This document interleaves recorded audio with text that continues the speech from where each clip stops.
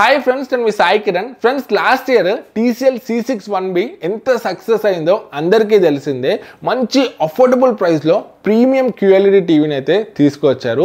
ఈ ఇయర్ చూసుకుంటే కూడా దానికి సక్సెసర్ లెక్క TCL ఒక రెండు QLED మోడల్స్ని అయితే లాంచ్ చేశారు. ఒకటి TCL T6C, ఇంకొకటి TCL P7K. రెండు కూడా మనకు ఇంచుమించు సేమే ఉంటాయని చెప్పవచ్చు. ఒక రెండు మూడు ఫీచర్స్ని అటు ఇటు చేసి ఒక 2000 వరకు ప్రైస్ ఇంక్రీజ్ చేసి అయితే ఈ మోడల్స్ అయితే తీసుకొచ్చారు. అండ్ ఇవే మోడల్స్ మనకు అమెజాన్లో చూసుకుంటే P7K ఏమో P71K లకు ఉంటుంది.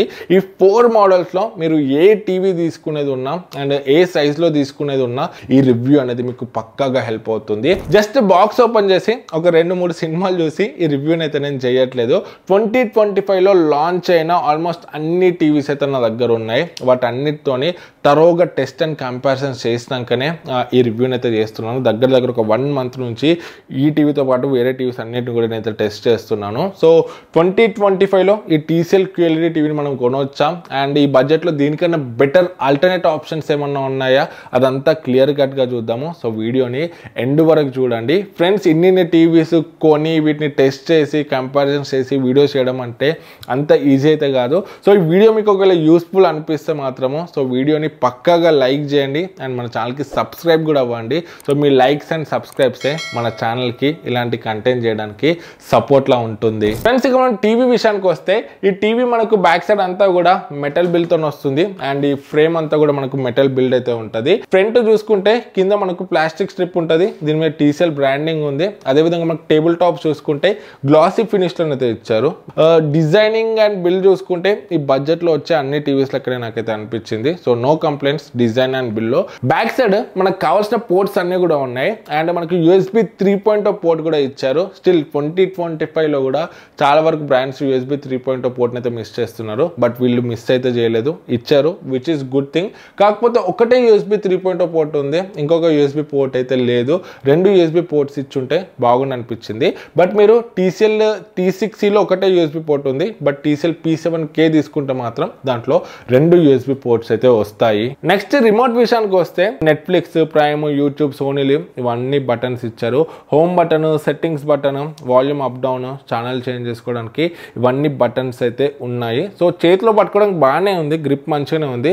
కాకపోతే టాల్ ఉండడం వల్ల కొంచెం యూజ్ చేసేటప్పుడు ఇబ్బంది అయితే అవుతుంది. అండ్ దీంట్లో మనకు వాయిస్ అసిస్టెంట్ కూడా ఉంది, మేము టెస్ట్ చేసినప్పుడు బాగానే వర్క్ అయింది. ఈ టీవీ మనకు APQ ప్రాసెసర్ డ్యూయల్ చిప్సెట్ టెక్నాలజీతో అయితే వస్తుంది. ఇందులో మనకు 2GB ర్యామ్ ఉంటుంది అండ్ 16GB స్టోరేజ్ అయితే ఉంటుంది. ప్రీవియస్ ఇయర్ TCL C6-1Bలో చూసుకుంటే మనకు 2GB RAM and 32GB storage అయితే ఉండే, బట్ ఇందులో 16GB స్టోరేజ్ ఇచ్చారు. కొంచెం లాస్ట్ ఇయర్తో కంపేర్ చేస్తే డౌన్ గ్రేడ్ అని అయితే చెప్పవచ్చు. అండ్ ఇది మనకు Google TV based on Android 12తో అయితే వస్తుంది. ప్రజెంట్ 2025లో చూసుకుంటే కొన్ని టీవీస్లో మనకు Android 14 కూడా వస్తుంది. సో సాఫ్ట్వేర్ పరంగా కూడా కొంచెం లేటెస్ట్ సాఫ్ట్వేర్ ఇచ్చుంటే బాగుండి అనిపించింది. అండ్ నేను టీవీని చాలా రోజులు అయితే యూజ్ చేస్తున్నాను. UIలో మేజర్ ల్యాగ్స్ అయితే ఏం లేవు. అండ్ నేను యూట్యూబ్లో 4K HDR 60 FPS వీడియోస్ కూడా ప్లే చేసి చూశాను. అండ్ నెట్ఫ్లిక్స్లో కూడా హై బిట్ రేట్ మూవీస్ అంతా కూడా ప్లే చేసి చూశాను. అంత మేజర్గా ల్యాగ్స్ కానీ హ్యాంగ్ అవ్వడం కానీ ఇట్లాంటి ఇష్యూస్ని అయితే నేను నోటీస్ చేయలేదు. ఇక మోస్ట్ ఇంపార్టెంట్ పిక్చర్ విషయానికి వస్తే దీంట్లో మనకు 8-bit FRC 60Hz 4K DLED QLED panel అయితే యూజ్ చేశారు. వీళ్ళు ఇందులో HVA ప్యానెల్ అయితే యూజ్ చేశారు అంటున్నారు. HVA అంటే నథింగ్ బట్ VA ప్యానెలే, కాకపోతే TCL వల్ల ఓన్ టెక్నాలజీని అయితే చెప్పవచ్చు. VA ప్యానెల్తో కంపేర్ చేస్తే HVA ప్యానెల్లో మనకు బెటర్ వ్యూయింగ్ యాంగిల్స్ ఉంటాయి అంటున్నారు, బెటర్ కాంట్రాస్ట్ రేషియో ఉంటుంది అంటున్నారు. ఈవెన్ మనకు బ్రైట్నెస్ కూడా కొంచెం బెటర్ ఉంటుందని అయితే TCL వాళ్ళు అంటున్నారు. రియల్ టైంలో టెస్ట్ చేసినప్పుడు నేను లక్స్ మీటర్ పెట్టి టెస్ట్ చేసిన, నాకు బ్రైట్నెస్ HDRలో 388 నిట్స్ వచ్చింది, నాన్ HDRలో 383 నిట్స్ అయితే వచ్చింది.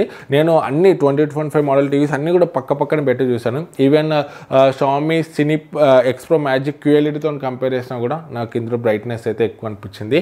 One of the brightest display అని అయితే చెప్పవచ్చు. మీ రూమ్లో లైట్ ఎక్కువ ఉంది, విండోస్ డోర్స్ ఉన్నాయి, లైట్ ఎక్కువ పడుతుంది అన్న సిచ్యువేషన్లో కొన్ని టీవీస్లో మనకు బ్రైట్నెస్ అయితే సరిపోదు. బట్ అటువంటి ఎటువంటి ఇష్యూ అయితే దీంట్లో ఉండదు.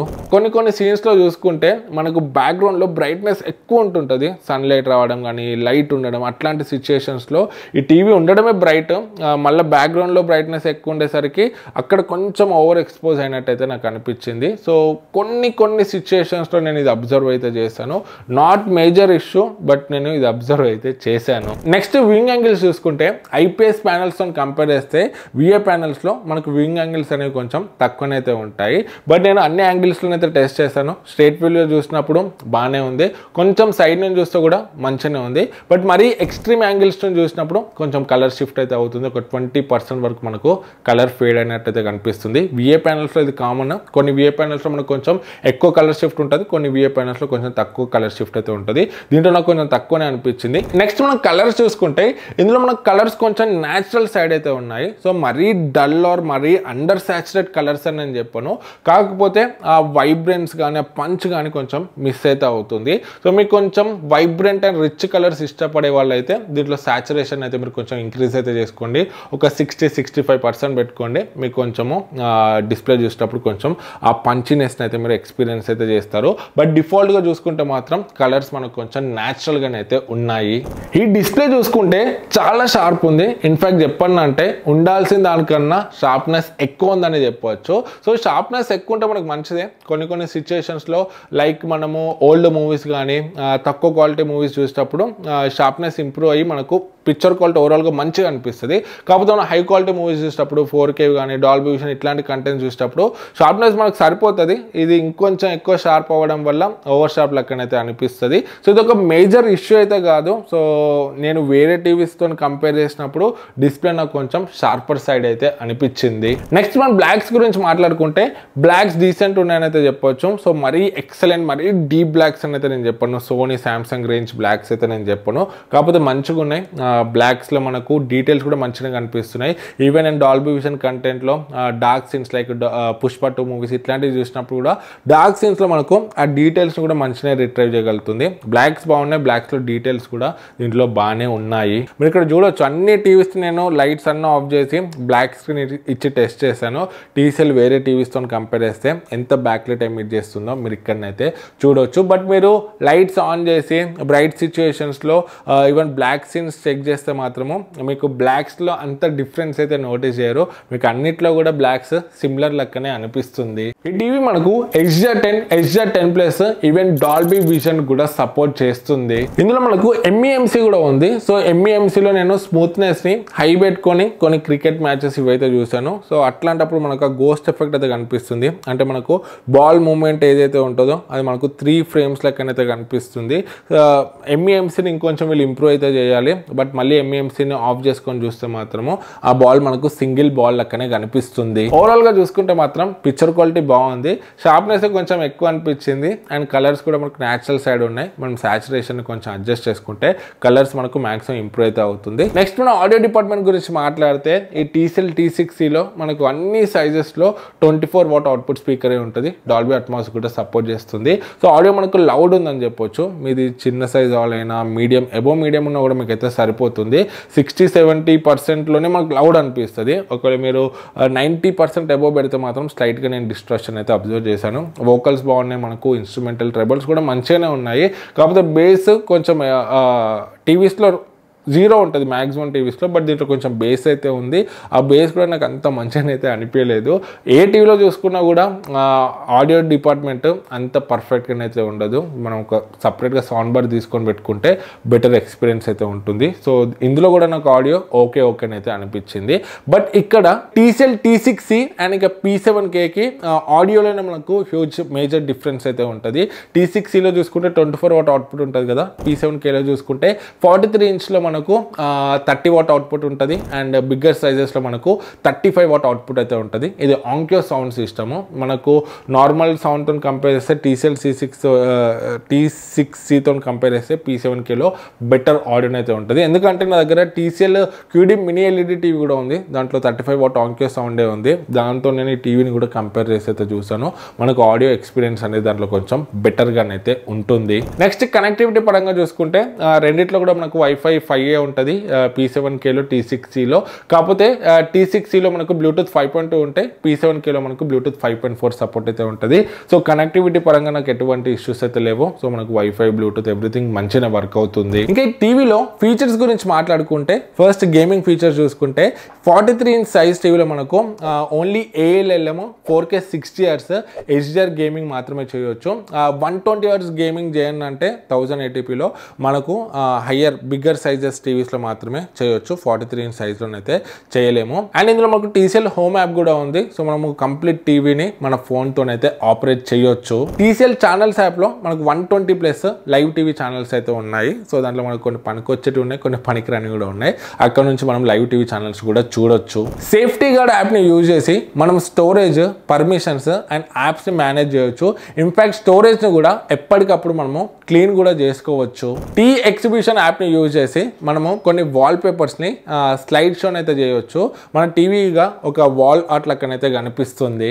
రిమైనింగ్ గూగుల్ టీవీలో ఉండే ఫీచర్స్ అన్నీ కూడా ఉన్నాయి. దీంట్లో మనకు క్రోమ్ కాస్ట్ ఉంది, యాపిల్ ఎయిర్ ప్లే ఉంది. మనం యాపిల్, ఆండ్రాయిడ్ ఇవన్నీ డివైజెస్ని యూజ్ చేసి క్యాస్ట్ అయితే చేసుకోవచ్చు. క్యాస్టింగ్లో కూడా ఎటువంటి ఇష్యూస్ అయితే లేవు. నెక్స్ట్ వారంటీ గురించి మాట్లాడుకుంటే ఈ టీవీ మనకు 2 years వారంటీతోనే వస్తుంది. నార్మల్గా వేరే టీవీ చూసుకుంటే మనకు 1 year వారంటీతోనే ఉంటాయి. బట్ ఇది మనకు 2 yearsతో వస్తుంది, విచ్ ఇస్ గుడ్ థింగ్ అని చెప్పొచ్చు. TCL సర్వీస్ కూడా మనకు బాగానే ఉంటుంది. త్రూ అవుట్ ది ఇండియా మనకు మ్యాక్సిమం TCL సర్వీస్ మంచిగానే ఉంటుంది. ఈ టీవీలో నాకు మేజర్గా మైనస్ అనిపించింది ఏమన్నా ఉందా అంటే డిస్ప్లే కొంచెం షార్పర్ సైడ్ ఉంది.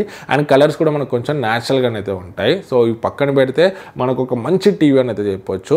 TCL T6C, TCL P7K రెండు కూడా మనకు panel, picture quality, features everything సేమే ఉంటాయి. బట్ P7Kలో చూసుకుంటే మనకు కొంచెం బెటర్ ఆడియో ఉంటుంది, ఆంక్యో సౌండ్ సిస్టమ్ ఉంటుంది కాబట్టి, అండ్ ఒక ఎక్స్ట్రా USB పోర్ట్ ఉంటుంది. రెండు టీవీస్ ప్రైస్ సేమ్ ఉన్నాయి అనుకోండి, P7Kనే తీసుకోండి, బెస్ట్ ఆప్షన్ అవుతుంది. లేదు ప్రైస్ డిఫరెన్స్ ఎక్కువ ఉంది, T6C కన్నా P7K కొంచెం ప్రైస్ ఎక్కువ ఉందంటే మాత్రం మీరు T6C కూడా తీసుకోవచ్చు.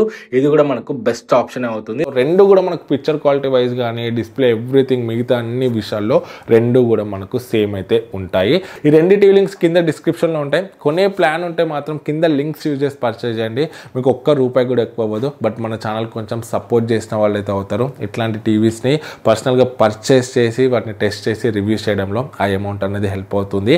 అండ్ ఈ వీడియో మీకు హెల్ప్ అయితే మాత్రము వీడియోని పక్కగా లైక్ చేసి ఎట్లా అనిపించిందో కింద కమెంట్స్లో చెప్పండి. అండ్ డౌట్స్ ఉన్న కూడా కమెంట్స్లో అడగండి. మన ఛానల్ కొంతవరకు హెల్ప్ అయితే అవుతుంది. సో మళ్ళీ నెక్స్ట్ వీడియోలో కలుద్దాం. జై హింద్.